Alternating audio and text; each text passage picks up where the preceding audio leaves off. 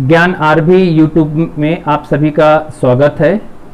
आज हम आपको new topic branches of the biology का स्टडी कराएंगे। इससे पहले का वीडियो आपने नहीं देखा है तो आप डिस्क्रिप्शन में लिंक दिया गया है, वहां से जाकर आप देख सकते हैं, तभी यह वीडियो आपको और अच्छे से समझ में आएगा। तो आज का टॉपिक हमने लिया है जीव विज्ञान की शाखाएं, और जीव विज्ञान की शाखाएं के अंतर्गत तमाम ऐसे ब्रांचेज हैं जो आपको आज देखने को मिलेगी। तो हमारे इस वीडियो को शुरू से लेकर लास्ट तक जरूर देखिएगा और देखने के बाद अपने विचार कमेंट बॉक्स में लिखकर लाइक शेयर सब्सक्राइब करके अपने दोस्तों में भेज दीजिएगा। और वीडियो को आइए अब हम शुरू करते हैं। जीव विज्ञान की शाखाएं, आज की जो टॉपिक है इसके बारे में आपको इतना डिटेल बताएंगे कि यह आपके इंट्रेंस एग्जामिनेशन के पॉइंट ऑफ व्यू से बहुत बेनिफिट करेगा। आपकी स्कूली एग्जामिनेशन के पॉइंट ऑफ व्यू से तो अच्छा ही है, लेकिन इंट्रेंस परीक्षा के लिए भी बहुत ही अच्छा मदद करेगा। तो आइए हम शुरू करते हैं ब्रांचेज ऑफ द बायोलॉजी यानी जीव विज्ञान की शाखाएं। जीव विज्ञान की शाखाएं कौन कौन सी होती हैं, इससे जाने से पहले वैज्ञानिकों ने कुछ सुझाव दिए हैं। उस सुझावों को पहले हम जानते हैं कि बायोलॉजी की इतनी शाखाएं क्यों बनाई गई। तो बायोलॉजी के मुख्य रूप से दो शाखाएं पहली शाखा जूलॉजी थी और दूसरी शाखा बॉटनी थी। उसके बाद और भी मुख्य शाखाएं जो है बनाई गई, कारण कि जैसे जैसे पृथ्वी पर जीव के अस्तित्व में अगर मनुष्य का चाल चलन बढ़ता गया, इसकी मेमोरी का ज्ञान बढ़ता गया, तो वह अपने ज्ञान को इतना प्रसारित कर दिया कि जिससे अध्ययन की दृष्टि में उससे इस ब्रांच को बनाने में सहूलियत उसे मिली, और जब यह ब्रांच बनाया तो उससे अध्ययन करने में बहुत सहूलत मिली। तो आपको हम बताना चाहते हैं कि जीव विज्ञान की मुख्य रूप से दो ही शाखाएं हैं, एक जूलॉजी और दूसरा होती है बॉटनी। जूलॉजी का शाब्दिक अर्थ है, यानी कह सकते हैं ये जंतुओं का अध्ययन कराता है, और बॉटनी यह वनस्पतियों का अध्ययन कराता है। तो जूलॉजी के अंतर्गत कौन कौन सी शाखाएं आती हैं, हम इसे अभी जानने से पहले हम ये जानेंगे कि जीव विज्ञान की शाखाएं के मुख्य रूप से बोथ, यानी उसमें कुछ बॉटनी के पार्ट्स भी होते हैं, यानी कुछ पौधे और जंतुओं को मिलाकर, यानी हम कह सकते हैं कि जो ऑर्गेनिज्म होते हैं उनको मिलाकर ये शाखाएं भी बनाई जाती हैं। तो उससे पहले हम आपको बताते हैं पहली शाखा एनाटॉमी। ये एनाटॉमी में हम लोग स्टडी ऑफ द ऑर्गेनिज्म यानी जीवों का अध्ययन करते हैं, और जीवों का अध्ययन किस रूप से करते हैं, उनके कंपैरेटिव एनाटॉमी के रूप में या उसकी हिस्टोलॉजी के रूप में। कंपैरेटिव एनाटॉमी क्या होती है, ये तुलनात्मक आकारिकी कही जाती है, और हिस्टोलॉजी के अंतर्गत हम ऊतकों का अध्ययन करते हैं। उसके बाद ऑस्टोबायोलॉजी है। ऑस्टोबायोलॉजी के अंतर्गत हम लोग ब्रह्मांड का विकास कैसे हुआ है, यानी ब्रह्मांड के इस यूनिवर्स के बारे में हम अध्ययन करते हैं। अब उसके बाद जानेंगे कि बायोलॉजिकल इंजीनियरिंग क्या है, यानी जैविक अभियंता ये कौन सी ब्रांच है। तो जैविक अभियंता के अंतर्गत हम लोग प्रेरित उत्पादों को बनाने में इसका अध्ययन करते हैं। यानी आप जानते होंगे कि जीव या कह सकते हैं जंतु या पौधों दोनों के रूप में इनकी क्या जीन इंजीनियरिंग होती है, इनकी क्या रिपेयरिंग करके हमें न्यू उत्पाद कैसे बनाया जाता है, तो इसका अध्ययन हम लोग बायोलॉजिकल इंजीनियरिंग के अंतर्गत करते हैं। उसके बाद आपका आता है बायोजियोग्राफी। बायोजियोग्राफी के अंतर्गत स्थानिक या अस्थायी रूप में जो प्रजातियां होती हैं उनका हम लोग जो है अध्ययन करते हैं। और उसके बाद आता है बायोटेक्नोलॉजी, और बायोटेक्नोलॉजी को हिंदी में कहा जाता है जैव प्रौद्योगिकी। ये जैव प्रौद्योगिकी आज बहुत विस्तृत विज्ञान है, और यह इंटर के बच्चों को जब आगे चलकर अगर न्यू कोर्सेस करना होता है तो बायोटेक्नोलॉजी एक ऐसा विषय बन जाता है जिसके रूप में अपना वह शोध या अनुसंधान करते हैं।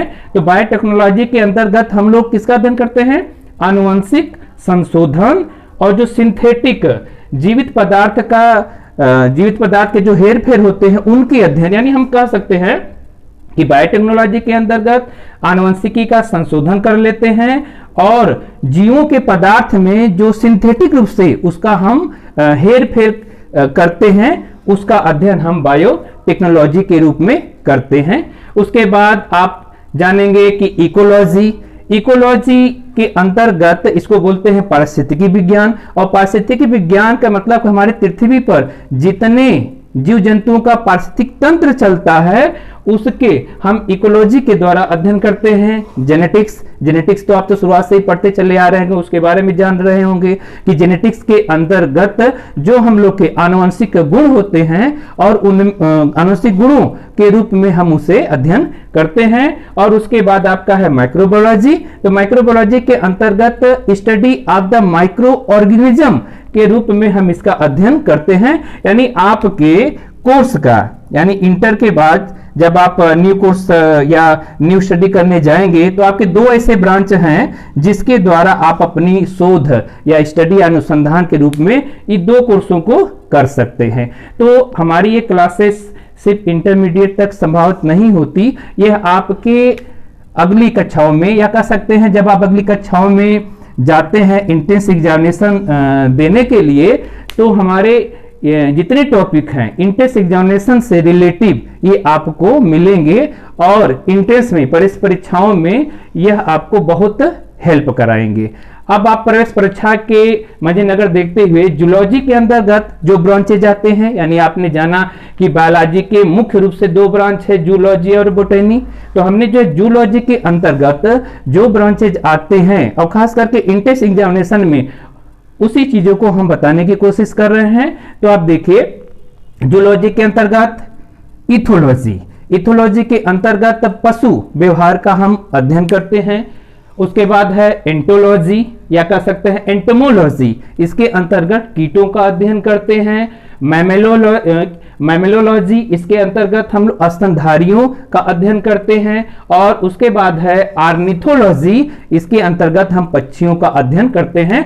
आपके इंट्रेंस एग्जामिनेशन में सबसे ज्यादा इथोलॉजी एंड एंटोमोलॉजी ये ज्यादा पूछा जाता है, और कई परीक्षा में तो देखा ही गया है कि ऑर्निथोलॉजी सबसे ज्यादा पूछा गया है। तो आप इन दोनों में यानी इथोलॉजी और एंटोमोलॉजी दोनों में डिफरेंशिएट देख लीजिएगा, क्योंकि थोड़े से कि पेपर बनाते समय लोग थोड़े से इसमें परिवर्तन कर देते हैं जिससे आपका ऑप्शंस गलत हो जाते हैं। अब हम लोग जो है बॉटनी को जानेंगे कि बॉटनी के अंतर्गत कौन से ब्रांचेज जो है बनाए गए हैं जो मुख्य रूप से इंट्रेंस एग्जामिनेशन में ज्यादा इसको फॉलो किया जाता है। तो आप वीडियो को अच्छे से देखिएगा और देखकर जो अच्छे लगे तो अपने विचार कमेंट बॉक्स में जरूर लिखिएगा। आइए हमको बताते हैं कि बॉटनी के अंतर्गत मुख्य रूप से वो कौन तीन शाखाएं होती हैं या कौन मुख्य रूप से शाखाएं होती हैं जो इंट्रेंस एग्जामिनेशन में मुख्य रूप से पूछी जाती है।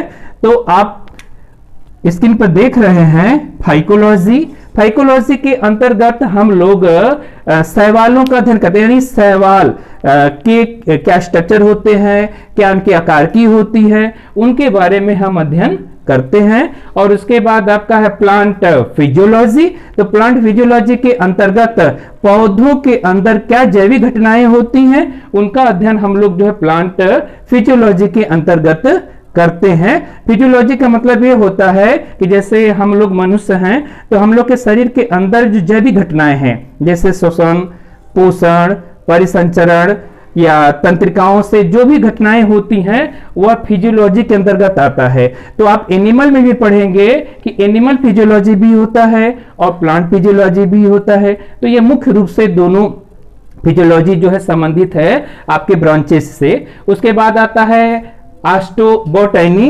ये सबसे ज्यादा एग्जामिनेशन में पूछी गई अभी तक घटनाएं हैं कि ऑस्टोबोटनी के अंतर्गत किसका अध्ययन करते हैं। तो आपको पता होना चाहिए कि ऑस्टोबोटनी के अंतर्गत अंतरिक्ष में पौधों का अध्ययन करते हैं। यह हमें पता होना चाहिए कि हमारे धरती पर पौधे तो जरूर जीवन अपना यापन करते हैं या ये कह सकते हैं कि हमारे पौधों पर ये ग्रोमिंग करते हैं, लेकिन कुछ ऐसे पौधे हैं जिन्हें हम अंतरिक्ष में भी उगा सकते हैं। इसलिए ऑस्टोबोटनी के अंतर्गत अंतरिक्ष में पौधों का अध्ययन हम करते हैं।